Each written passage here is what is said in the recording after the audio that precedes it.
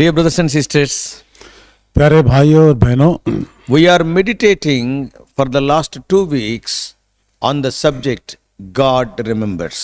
बीते 2 सप्ताह से लेकर हमने ये शीर्षक जो परमेश्वर सुधि रखता है, इस शीर्षक के आधार से हम कुछ वचन पर अध्ययन कर रहे हैं। We have seen various qualities of our God, हमारे परमेश्वर के कई सारे अलग अलग गुण हैं, इनके बारे में हम अध्ययन किए हैं। and we are seeing in detail what happens when God remembers us. फिर जब परमेश्वर ने हमारी सुधि लेता है तो क्या होता है, इसके बारे में और भी हमने अधिक तरह से सुना है। In the first part we have seen that God remembered David पहले भाग में हमने देखा है कि परमेश्वर ने दाऊद की सुधि ली है, because David is telling his testimony. क्योंकि दाऊद ने अपनी गवाही को बता रहा था। God remembered me in my lowest estate. जब मैं मेरी दुर्दशा में था, परमेश्वर ने मेरी सुधि ली। Shall we read that verse? आइए हम उस वचन को पढ़ेंगे। Psalm 136 भजन संहिता उसका 136 अध्याय and verse 23. 23 वचन। Who remembered us in our lowest estate. उसने हमारी दुर्दशा में हमारी सुधि ली। And secondly, we have seen about Noah last time. अब दूसरी बात,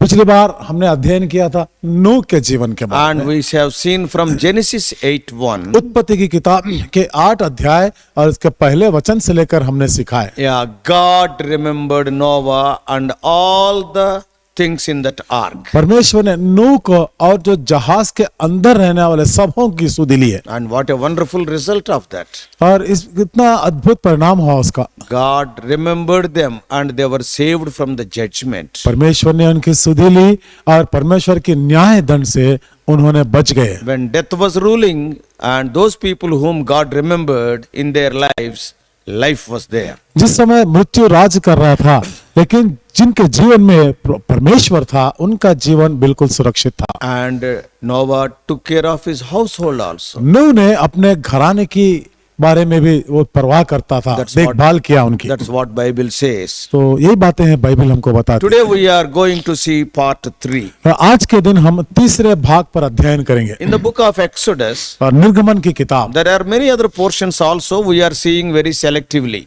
और कई सारे भाग हैं, हम उनमें से कुछ थोड़े से हम गिन चुन कर हम अध्ययन कर रहे हैं। Exodus chapter 2 निर्गमन की किताब उसका दूसरा अध्याय and verse 24.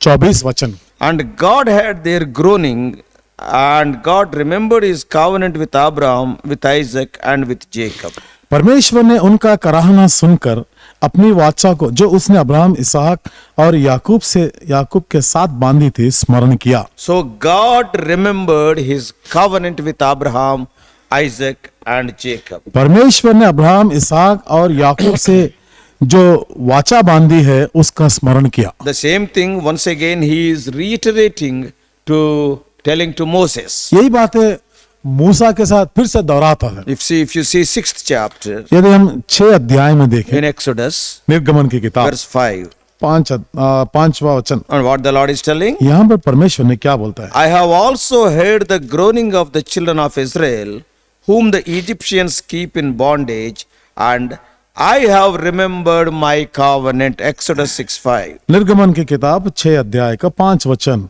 इस्राएली जिन्हें मिस्री लोग दासत्व में रखते हैं, उनका कराहना भी सुनकर मैंने अपनी वाचा को स्मरण किया है। I have remembered my covenant. मैंने वाचा को स्मरण किया। We all know God made a covenant with Abraham. हम सब जानते हैं परमेश्वर ने अब्राहम के साथ एक वाचा बांधी है, You can see that covenant in Genesis 12th chapter. और उस वाचे को हम उत्पत्ति की 12 अध्याय में पढ़ सकते And हैं। also it is repeated in 15th chapter. 15 अध्याय में दोहराया गया है, And also in 17th chapter. और फिर 17 अध्याय में भी उसके बारे में लिखा है। As a mark of his covenant with Abraham, God has kept a sign, that is circumcision. Abraham के साथ जो उन्होंने वाचा बांधा है, उसके चिन्ह के रूप में यदि देखें तो अब्राहम के जीवन में सुन्नति के बारे में बताया। And what is the covenant God made with Abraham? तो परमेश्वर ने अब्राहम से कैसा वाचा बांधा है? In Genesis 12th chapter, first 3 verses, it is a 7-fold covenant.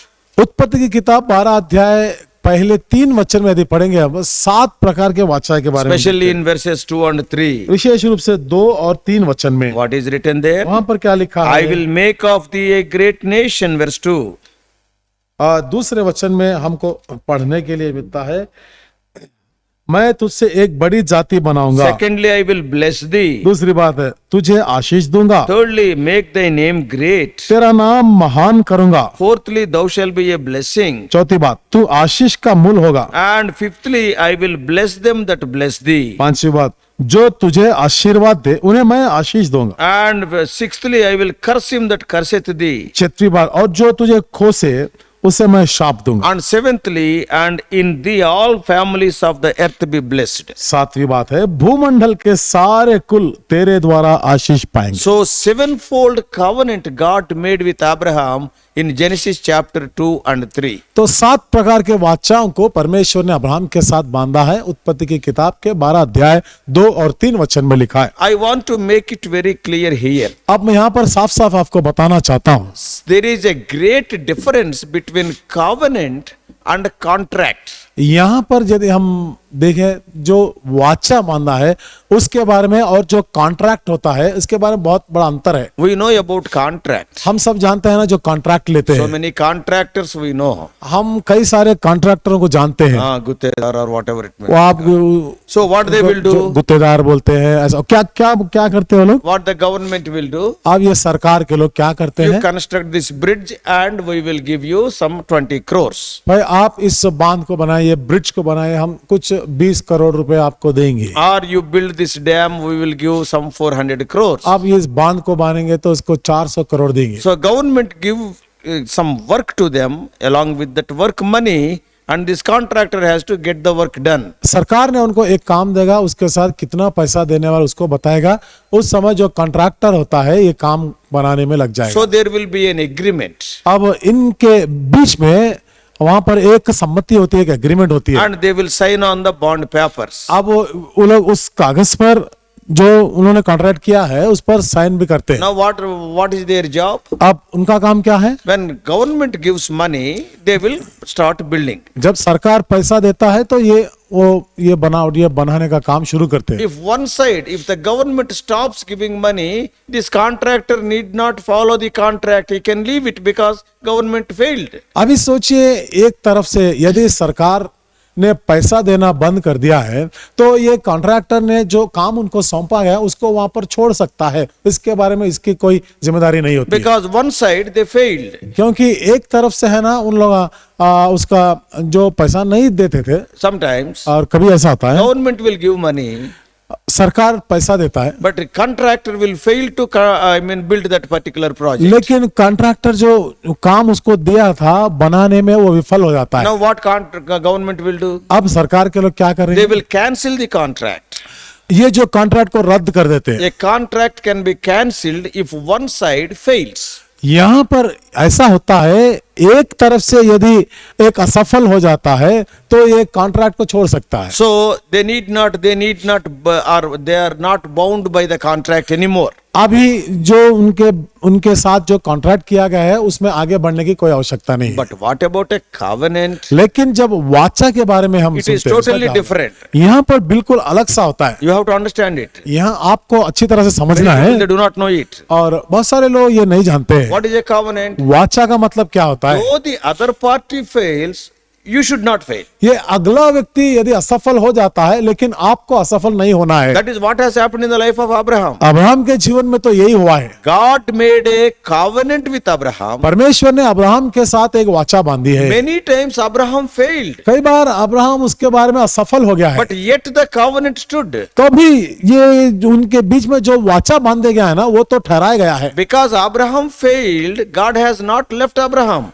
Abraham असफल होने के कारण से परमेश्वर ने अब्राहम को नहीं छोड़ा यहाँ पर। Isaac failed. और इसहाक भी असफल हो गया, Jacob failed. याकूब भी असफल हुआ, But the covenant still stood. लेकिन ये जो वाचा है फिर भी अटल है। It is something like our marriage. ये ऐसा होता है जो हमारे शादी में, विवाह में होता है। At the marriage, what the bridegroom says? शादी के समय में और दूल्हा क्या बोलेगा?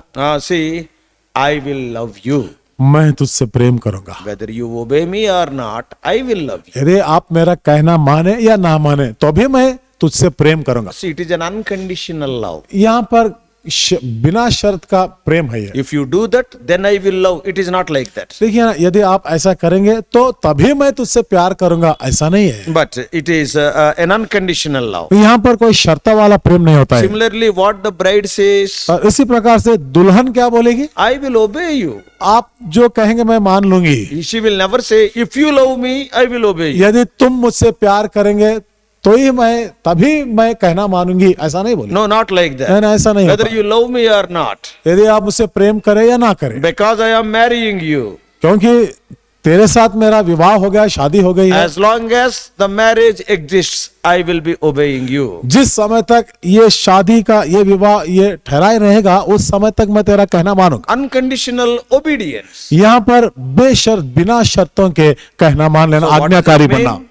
इसका मतलब क्या है? Though one party fails in that agreement, the other party must stand faithful. इन दोनों के बीच में यहाँ जो सम्मति हुई है, यदि एक व्यक्ति एक तरफ से यदि विफल हो जाता है या असफल होता है तो भी उसमें बनाए रहते हैं। That's what God did. ये परमेश्वर ने यही किया है। Abraham failed, Isaac failed, Jacob failed, but God never failed. Abraham असफल हो गया, इसहाक याकूब भी असफल हो गए, लेकिन परमेश्वर कभी असफल नहीं हुआ। So this is the difference between covenant and contract. अभी यहाँ पर यही तो वाचा और ये जो कॉन्ट्रैक्ट होता है, इनके बीच में का अंतर है। And this God made a covenant with Abraham, not a contract with Abraham. और यहाँ देखें तो परमेश्वर ने अब्राहम के साथ कॉन्ट्रैक्ट नहीं किया है, कॉन्ट्रैक्ट नहीं बना है, लेकिन वाचा बांधा है। So what God is telling here, तो यहाँ पर परमेश्वर ने क्या बोल रहे हैं? I remember my covenant that was made with Abraham. Abraham के साथ मैंने जो वाचा बांधा उसका स्मरण किया। So in 2:24 of Exodus और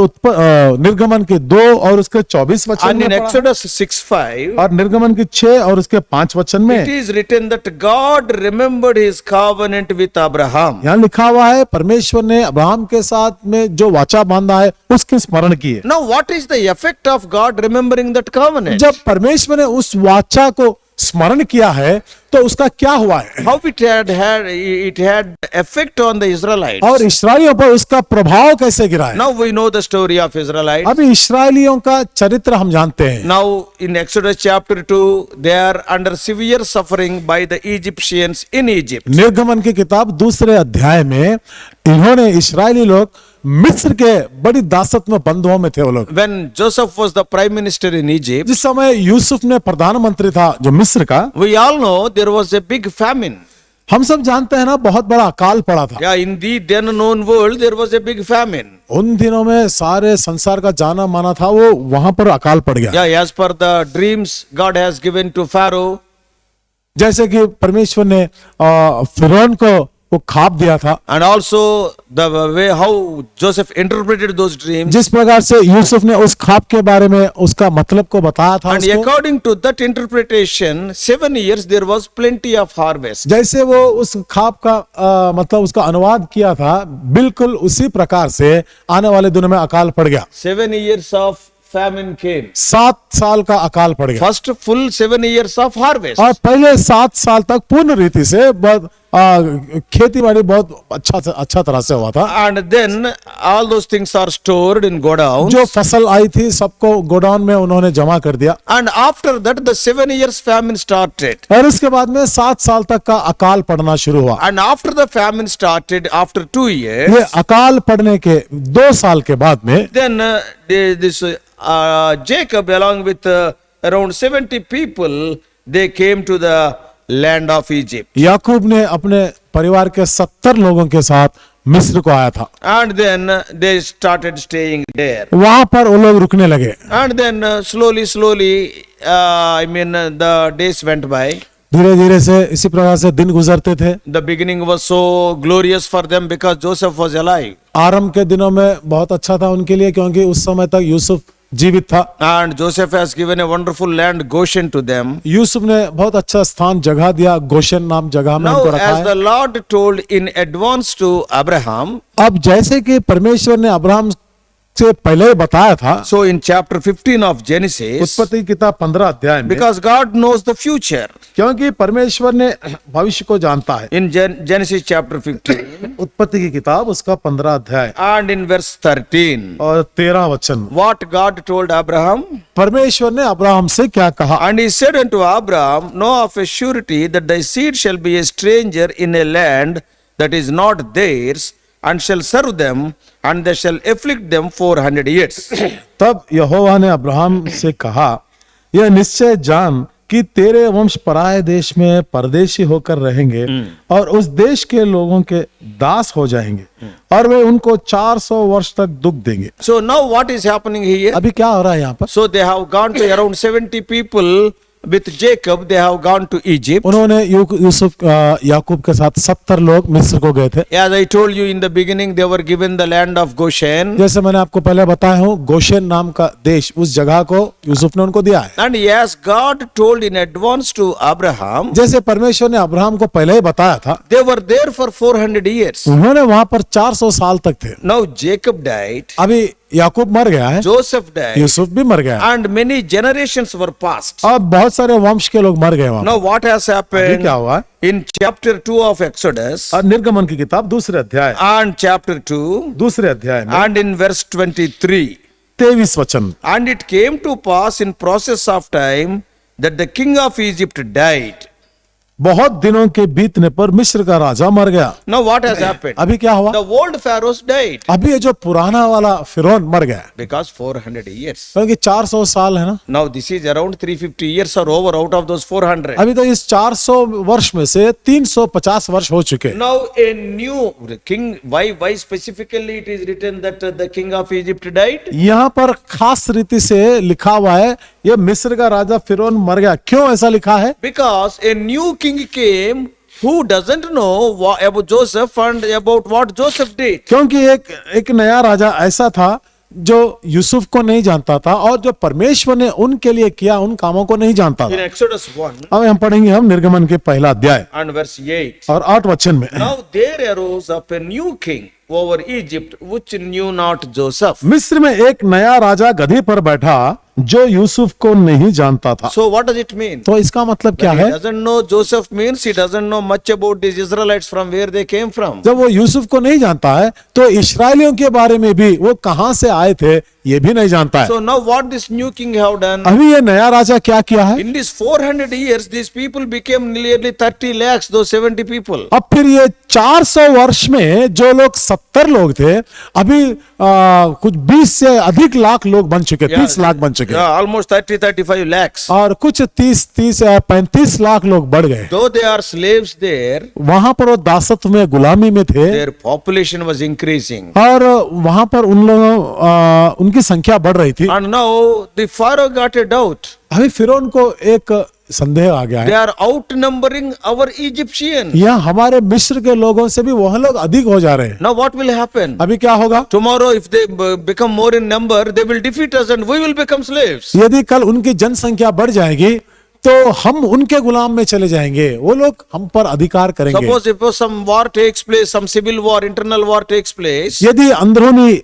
जंग या युद्ध होती है, लड़ाई होती है, if these slaves rebel against us, यदि ये जो गुलामी लोग हमारे खिलाफ उठेंगे, because they are more in number, lakhs of people are there, क्योंकि यदि उनकी जनसंख्या देखें तो लाखों में है, we will be defeated. हम हार जाएंगे And then we will become slaves and they will become kings. अब हम उनके गुलाम बन जाएंगे, वो लोग हमारे राजा बनेंगे। So because of that, तो इस कारण से he gave a commandment. उन्होंने एक आज्ञा दी, Kill all the male children of the Israelites. अब इस्राएलियों में से जो बच्चे लड़के हैं उन सबको मार देना है। When the mothers give birth to the male children, जब एक माँ और मर्द बच्चे की जन्म देती है kill them. और उससे मार देना, And not only that, और ना केवल if any that such type of children are there, throw them into Nile. यदि अभी तक ऐसा कोई बच्चा है तो इन सबको नाइल की नदी में फेंक देना। So he was very cruel. वो बहुत खतरनाक था। Not only that, ना केवल इतना he he, had to suppress their population. और इनकी जनसंख्या को कम करने के He लिए has increased the workload also. उन्होंने वहां पर उनका काम को बढ़ा दिया है। Now there is no sleep for them. अभी ऐसा हो गया उनको तो नींद भी नहीं है। If the children are not well, parents cannot take care of them. There is no time. They have to make bricks and salary is not increased. यदि बच्चे बीमार पड़ते हैं तो भी माँ बाप जाकर उसकी देखभाल करने के लिए वहां पर कोई ऐसा मौका नहीं है, क्योंकि इनका काम बहुत बढ़ा दिया गया है, ईंटें बनाना है, और उनको जो पैसे देते वो भी तो कम देते थे। And they were treating them like animals. अब जानवर के समान उनको देखते Oh, थे, they were smiting, they were beaten. और उनको बहुत मार पिटाई होती थी। So, in these difficulties, ऐसे मुश्किल समय में now it is written that in verse 24, अब यहाँ ऐसा लिखा हुआ है 24 वचन में, he heard their groaning. यहाँ पर लिखा हुआ है परमेश्वर ने उनका कराहना सुनकर।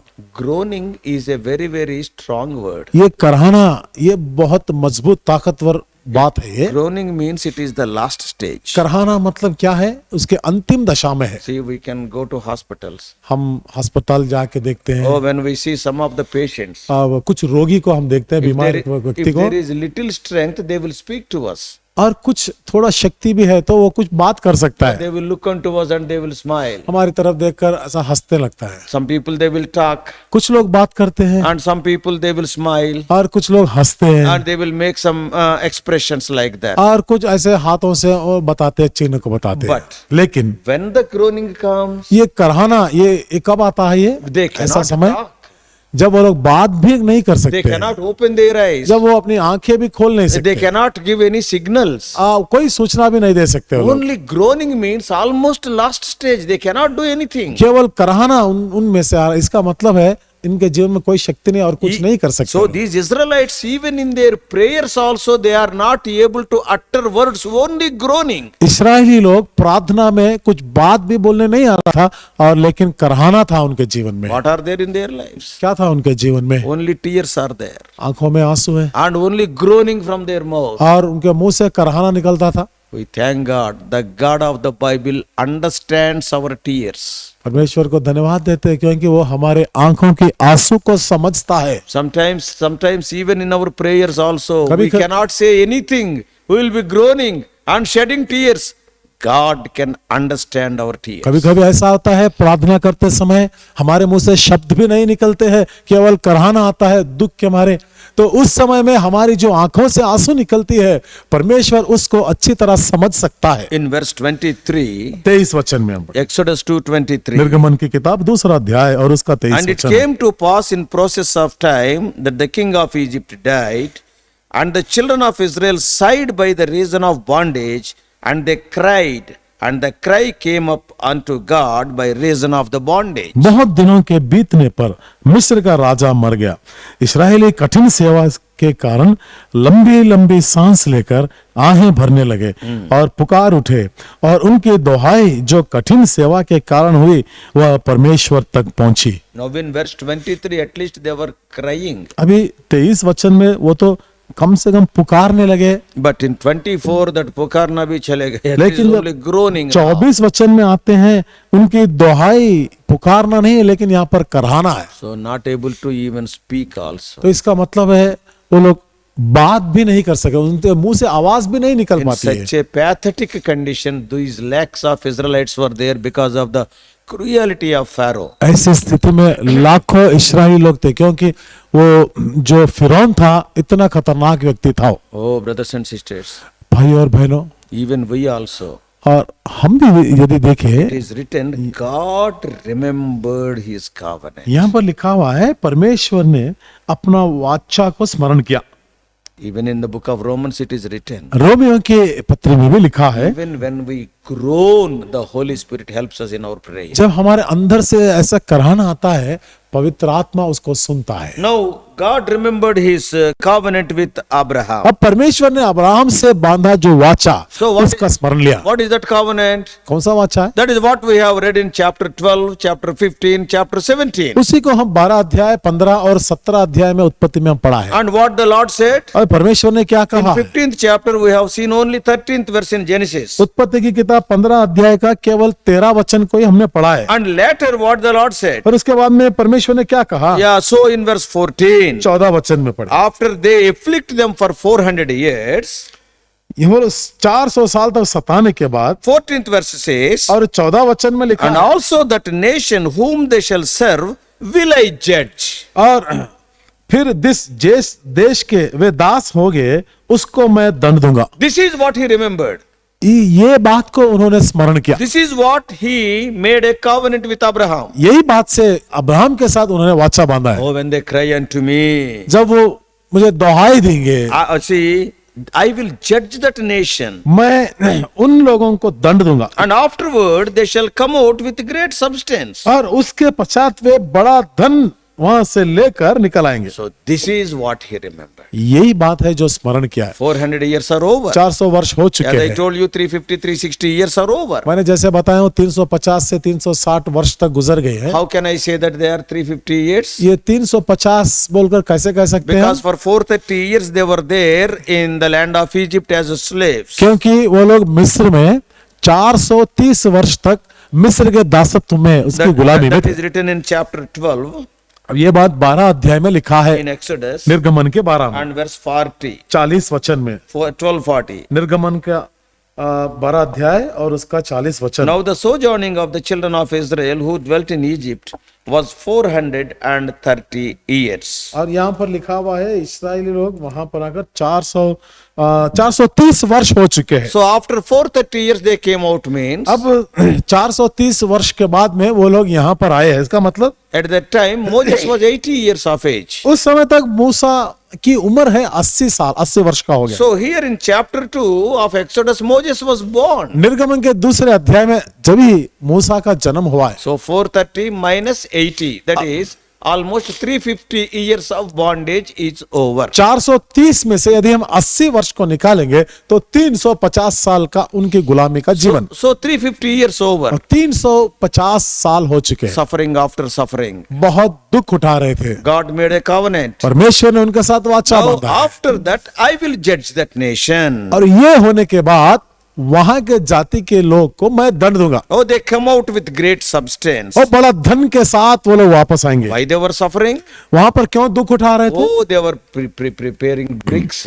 क्योंकि वहां पर ईंटें बना रहे थे वो And लोग। even some of the pyramids also, not the great pyramids, छोटा pyramids they built. और वहां मिस्र में रहने वाले कुछ पिरामिड छोटे छोटे खबर रहे कब्रिस्तान, उनको भी बनाया है There उन्होंने। are 3 big pyramids there. वहां पर 3 बड़े पिरामिड है। One is of Khufu, एक तो कुफू का है, and second is of Khafrain, दूसरा है जो केफ्रेन का है, and third is of Mycerinus. अब तीसरा है माइसेरिनियस का। And they are very big one. Those 3 pyramids we can see in the pictures also, wonders of the world. ये जो पिरामिड है, जो कब्रें हैं, हमको वंडर्स ऑफ वर्ल्ड में भी देखने को मिलता है। 3 जो बड़े बड़े, Not only those 3, many other pyramids were there. ना केवल वो 3 लेकिन और भी बहुत सारे अभी पिरामिड थे वहां। And that is tombs of the pharaohs. वो क्या है? जो फिरौन लोगों के कब्रें हैं, वो Big stones they used. बड़े बड़े पत्थर का इस्तेमाल So किया। in those days there are no cranes. उन दिनों में क्रेन की सहायता There is उपलब्ध no, नहीं थी। this machinery was not there. उन दिनों में ये मशीनरी ये तो कुछ नहीं था। People have to carry those stones. Each stone is around 2 tons.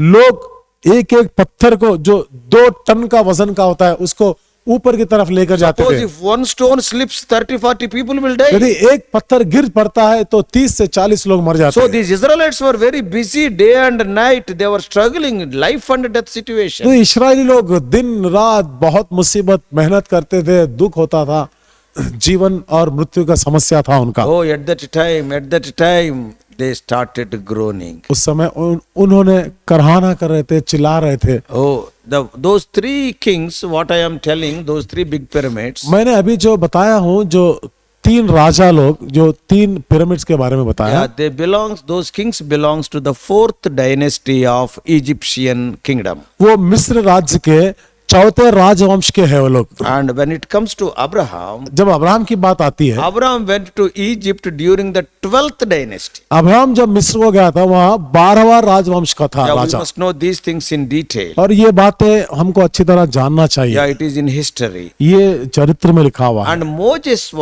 Joseph was there during the 18th dynasty. अब जब यूसुफ वहां पर गया था, वो 18वां राजवंश का था। And Moses, 19th dynasty. मूसा जब वहां पर पहुंचा तो 19वां राजवंश का। So like this we have to understand clearly. इस प्रकार से अच्छी तरह से हमको समझना है। Now they were almost suffering day and night. अभी तो दिन रात वो बहुत दुख उठा रहे थे। It is written that they afflicted them. यहाँ लिखा हुआ है वो लोग बहुत सताए थे, उन लोगों को बहुत They, दुख दिया। they were beaten, they were treated worse than animals. उनकी मार पिटाई होती थी, जानवरों से भी बदतर उनके साथ व्यवहार होता था। Not able to bear that pain and agony. और वो जो दर्द था वो लोग सह नहीं सकते थे। And their own children were killed before their eyes as infants. और उनके अपने बच्चे बचपन में ही आंखों के सामने उनकी हत्या कर देते थे। And now they started groaning. अभी वो लोग कराहना करने लगे। Now what a wonderful thing about God of the Bible. अभी बाइबल के परमेश्वर के बारे में क्या ही अद्भुत बात यहाँ पर लिखा है। And now it is written,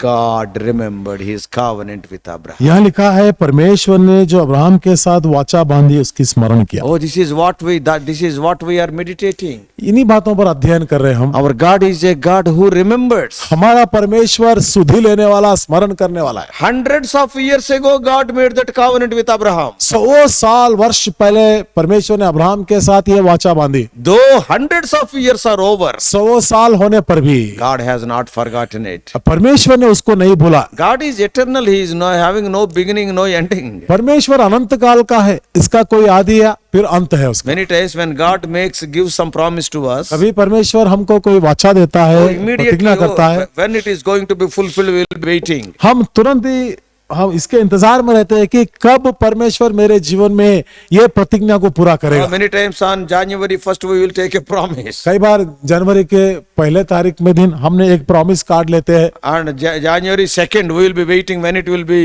fulfilled. अब जनवरी की दूसरी तारीख से इंतजार में रहते हैं कि ये जो वाचा परमेश्वर ने बांधा है कब पूरा करेगा। Here what is happening? यहाँ क्या हो रहा है? God has made a covenant, gave a promise.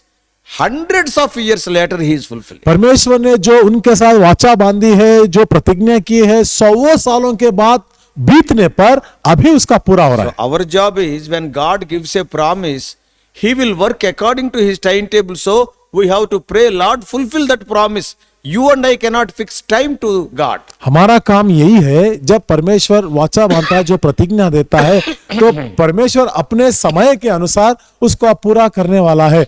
आप और मैं अपने समय के अनुसार प्रभु इसको पूरा कीजिए ऐसा बोलना नहीं है। Many times we say 1 month over nothing happened, 2 months over nothing happened. Here hundreds of years over. कई बार हम बोलने लगते हैं जो वाचा बांधा है परमेश्वर मुझसे, 1 महीना हो गया है, दूसरा महीना हो गया, अभी तक पूरा नहीं हुआ है। लेकिन इस्राएलियों के बारे में तो कई 100 साल गुजर गए अभी तक। So many people must have remembered Israelites. और बहुत सारे लोग इस्राएलियों को स्मरण किया होगा, But nothing happened. लेकिन कुछ नहीं हुआ है वहाँ। But when God remembered, लेकिन जब परमेश्वर उनको स्मरण किया, what has happened here? वहाँ क्या हुआ है? And God looked upon the children of Israel, verse 25. और 25 वचन में यदि पढ़े, और परमेश्वर ने इस्राएलियों पर दृष्टि करके, And what he is telling to Moses in chapter 3, verse 8. तीसरे अध्याय के 8 वचन में परमेश्वर ने मूसा से क्या कहा? After seeing them, I came down to deliver them.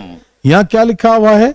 इसीलिए अब मैं उतर आया हूँ, I came to deliver them. मैं उनको छुड़ाने के लिए उतर आया हूँ। So when God remembers, what will happen? तो जब परमेश्वर हमारी सुधि लेता है तो क्या करता है, क्या होता है? Deliverance हमको छुटकारा मिलता है from the hands of Pharaoh. और फिरौन के हाथों से छुटकारा We मिलता all know in the Bible, Pharaoh speaks of Satan. है। जैसे कि हम सब जानते हैं बाइबल में फिरौन जो है वो शैतान कहा जाता है। We all know Egypt speaks of, symbolizes world. मिस्र किसको दर्शाती है? संसार को दर्शाती है। And is the world's leader, that is the prince of the world, that is Pharaoh, symbolizes Satan. फिर ये संसार का अधिनायक कौन है?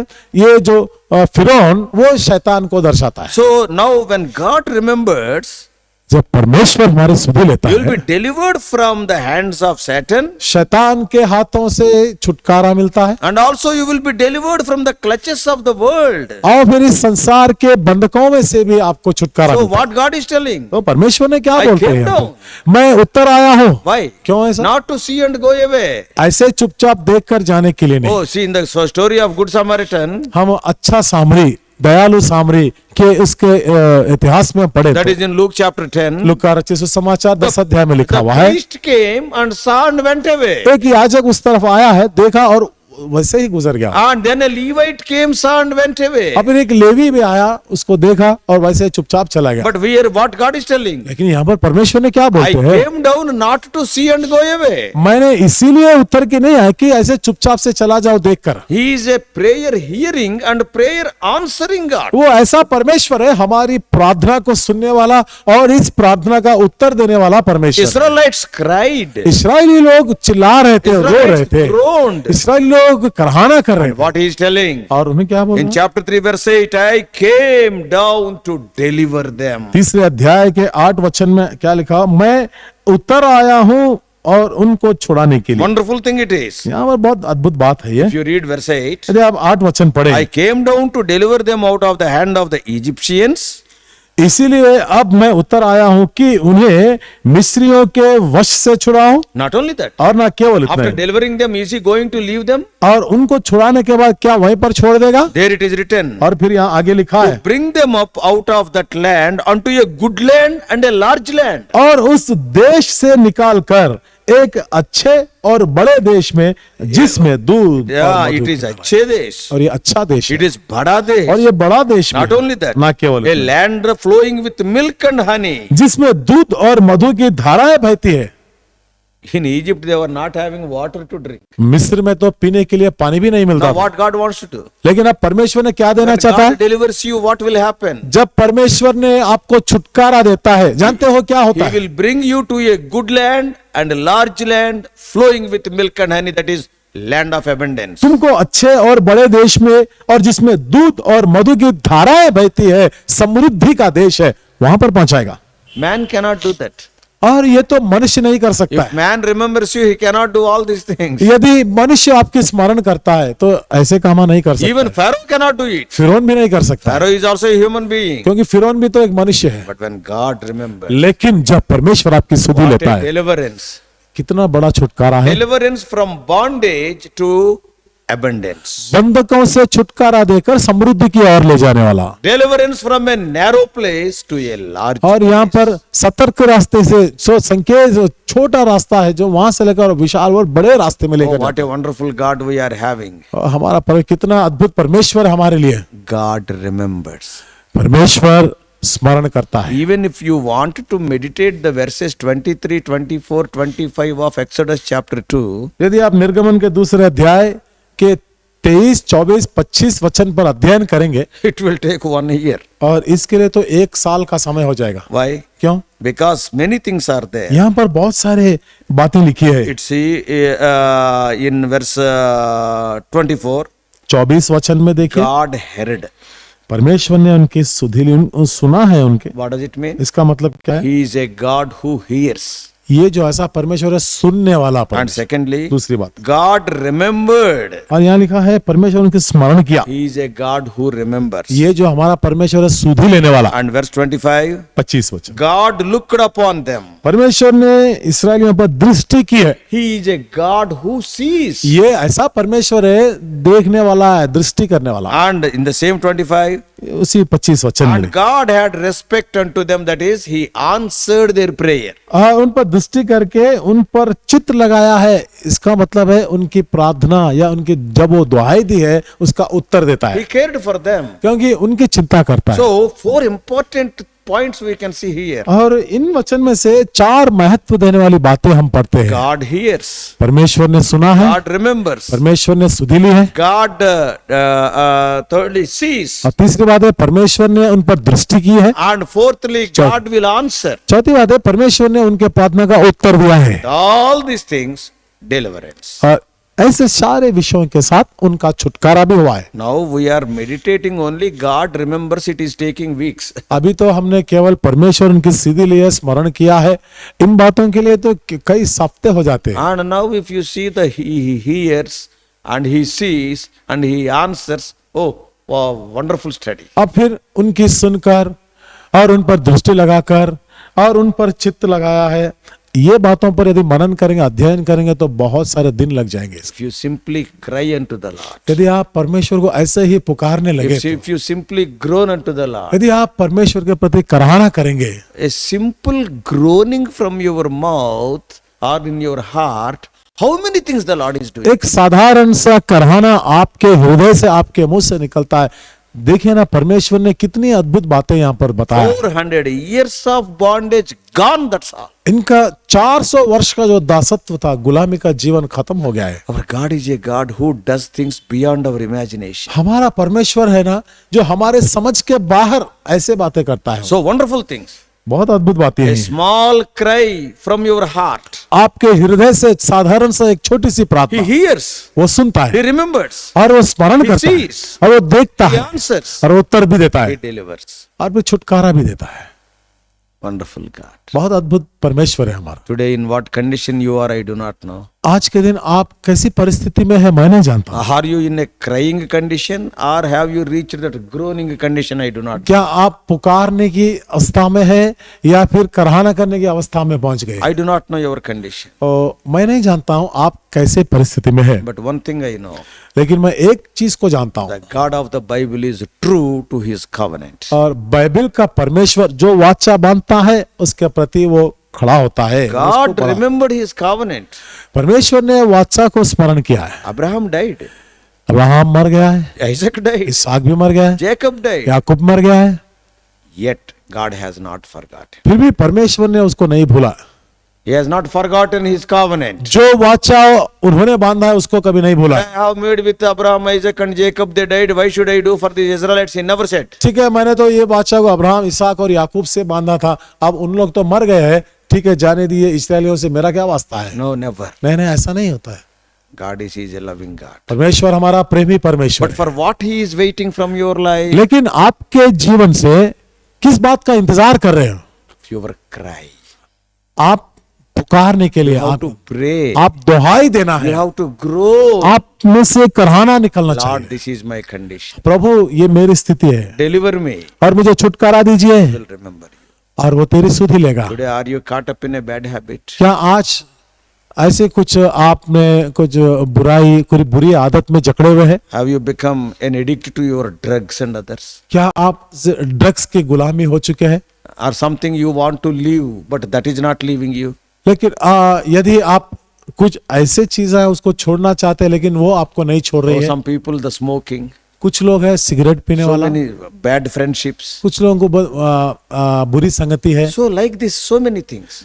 इस प्रकार से और कई सारे विषय हो गए। If God has to deliver you, यदि परमेश्वर आपको छुटकारा देना if चाहते हैं, God has to deliver you, He has to see your condition. यदि परमेश्वर आपको छुटकारा देना चाहते हैं तो परमेश्वर आपकी इस परिस्थिति को देखना And चाहिए He has to remember you. और वो आपकी सुधि लेना है। And if He has to remember you, you have to cry. यदि आपकी सुधि लेना चाहते हैं तो आपको चिल्लाना है, पुकारना, दुहाई देना है। Yeah, yes, then He will hear that cry. जब उस दुहाई को सुनेगा वो, His eyes are not dull, His ears are not dull. उसके कान ऐसे नहीं है कि वो जो बहरा है, Yeah, He can hear whatever you are crying. आप जो कुछ भी पुकारेंगे, प्रार्थना करेंगे, वो सुनता है। Even your groaning, He can understand.